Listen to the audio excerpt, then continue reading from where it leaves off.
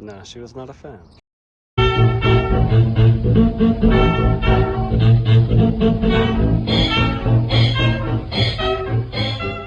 Hello, and welcome back to my channel. This week I am starting a new creative journey where I'm going to make Sarah's hallucination gown from the Labyrinth. I first made this gown back in 2015. However, at that time when I made it, there was practically zero reference images available of it online at all. And it just so happened that when I finished my 2016 version, the costume was pulled out of the archives and put on a permanent display, I think at the Jim Henson Museum. And so all these beautiful HD photographs of this costume started appearing online where every little detail was catalogued. And at that point I knew I'm going to be remaking this gown one day. Fast forward to 2022. So this first part, because it is going to be several parts, it's going to be all about making the pannier that she wears underneath the skirt to give it that big voluminous shape. I was hoping I would be able to buy a ready-made pattern for this, so I scoured through Simplicity and found that they used to have one, but it is no longer in print. So then I scoured eBay. So here is a short dramatic recreation of exactly how that went.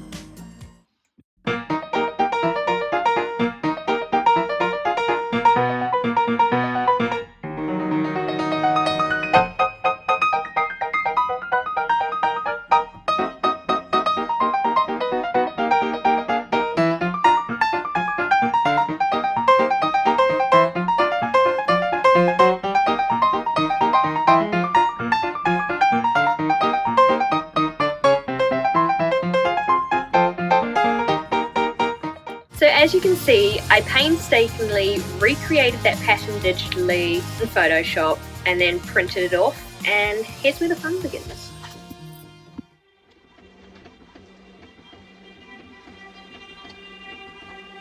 Once I had all of the pieces printed out, I then had to arrange them together like a giant jigsaw puzzle.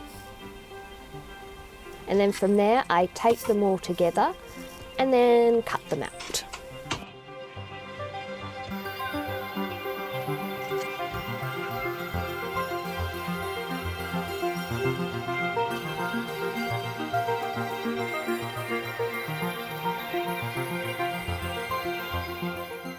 For this project, I wanted to do things as cheaply as possible, so the fabric I used was actually a bedsheet that I bought at the second-hand store.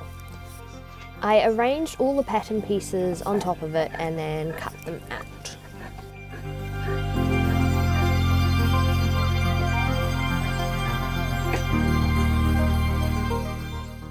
Alright, so I have the pieces cut now, and I was able to cut all of them out of one sheet, which was fantastic. The next step now is to transfer all of these hoops channels onto the fabric below, and I'm going to do that using a tracing wheel and a fabric marker.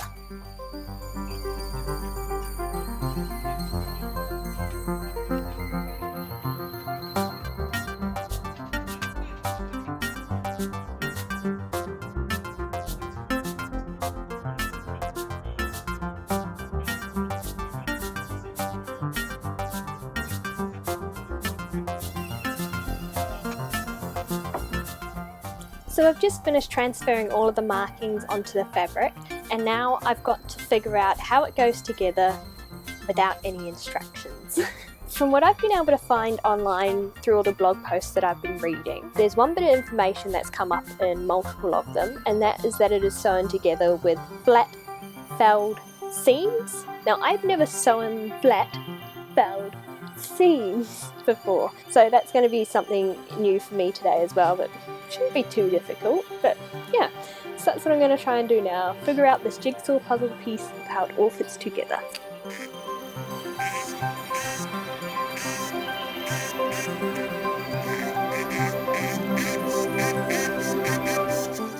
So here is my first ever attempt at a flat felled seam. So this is the inside bit, and here it is on the outside. It's not too bad. So I have all the skirts sewn together now, as you can see, and the next step for me is to add the hoop skirt casings along all of these lines here that I have drawn. And to do that, I'm going to be using some cotton twill tape and just stitching along those lines there. So let's go.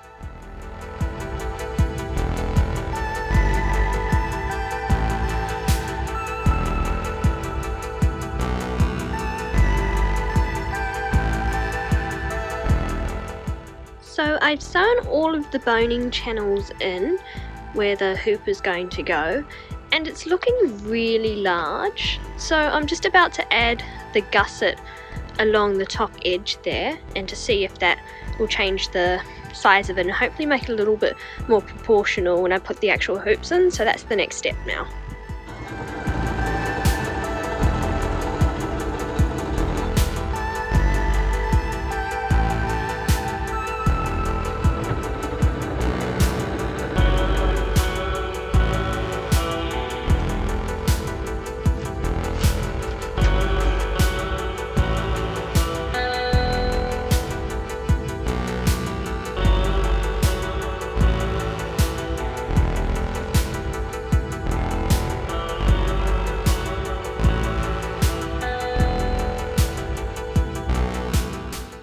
After doing a quick test fitting, it was now time to make the waistband.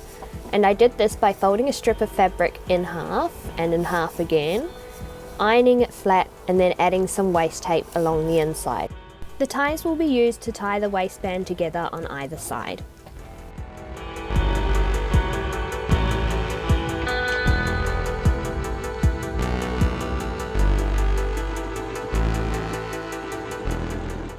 The gusset is then gathered along the top edge and the waistband is sewn in place on top of it.